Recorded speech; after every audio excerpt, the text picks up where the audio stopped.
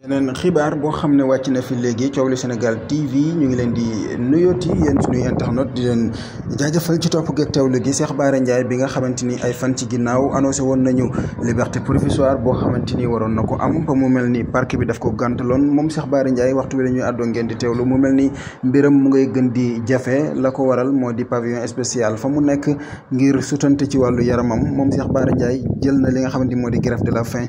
commencé ko ngir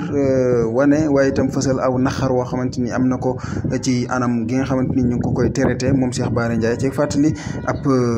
marabout chroniqueur la waaye itam ñu koy ràññee lool ci plateau de télévision yi waaye itam ay interview yu muy def di wax ci actualité réew mi rawatina wàllu politique bi moom Cheikh Bara ñu tegoon ko ginnaaw événement yi nga fi xawoon ci diggante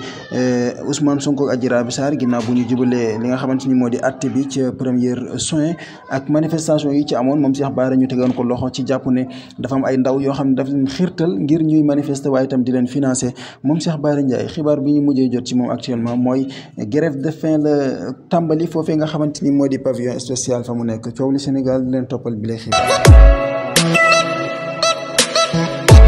Abonnez-vous Thiowli Sénégal. Abonnez ci Thiowli Sénégal. Abonnez-vous Thiowli Sénégal. Abonnez-vous Thiowli Sénégal.